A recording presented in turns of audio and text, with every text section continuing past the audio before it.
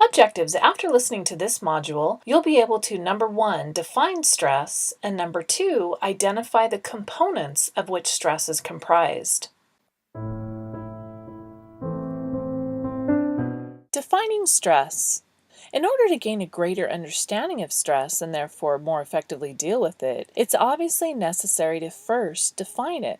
The most valid, credible, and respectable definition of stress that has been accepted by experts worldwide is stress, the confusion created when the mind overrides the body's basic desire to choke the living daylights out of somebody who desperately needs it. Okay, maybe this isn't the most valid or credible definition of stress, but can you relate to this definition? Unfortunately, there's not one standard definition of stress because the term stress is not really a useful term for scientists because it's a highly subjective concept. In other words, what constitutes stress for one person may not be stressful for another. It's been said that stress is one of those words that everyone knows the meaning of, but no one can define. When you initially hear the word stress, several thoughts or feelings probably come to mind fairly quickly and easily. We all know how it feels to be stressed, and we can all easily identify stressors. Finances, meeting deadlines, getting into arguments, traffic, losing your car keys or cell phone, being in debt, being in a bad relationship, hating your job, etc. But it might be a bit more difficult and take a little bit longer to come up with an actual definition of it. Nevertheless, take a look at these definitions. Stress is any event or situation that brings us out of homeostasis.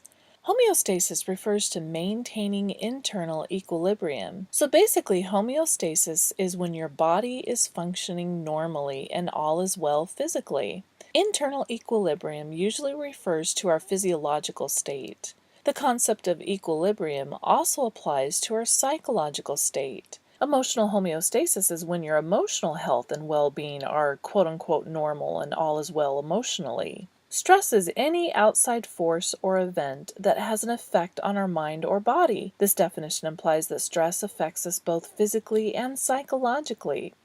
Stress is the rate of wear and tear on the body. This definition implies that stress negatively affects our physiology. Stress is the rate of wear and tear on the mind. This definition implies that stress negatively affects our psychology. Stress is the spice of life. This definition has a positive connotation and implies that stress can actually be good for you. When asked, how do you define stress? Check out some responses from former participants.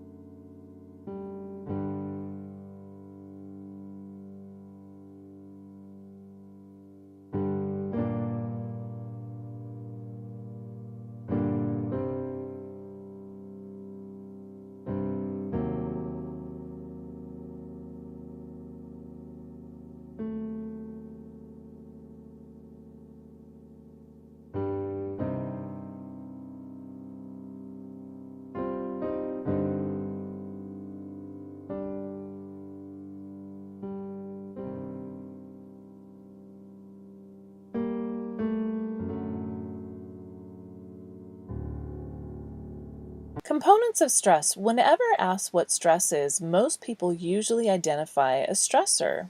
However, based on the definitions that were provided, stress involves, number 1, a stressor or some sort of demand, pressure, negative situation or event. Number 2, our perception or our thoughts about that stressor. Number 3, an emotional reaction. Number 4, sometimes a behavioral reaction. And number 5, a physiological reaction. So the term stress involves much more than simply a stressor and refers to a chain reaction involving multiple components affecting us physically, emotionally, and behaviorally.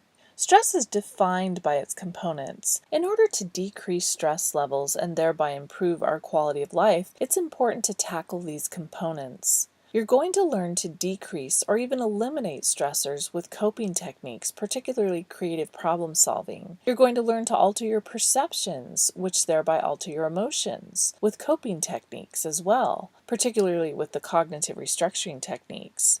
And you're going to learn to control your behavioral reactions and physiological reactions with the relaxation techniques.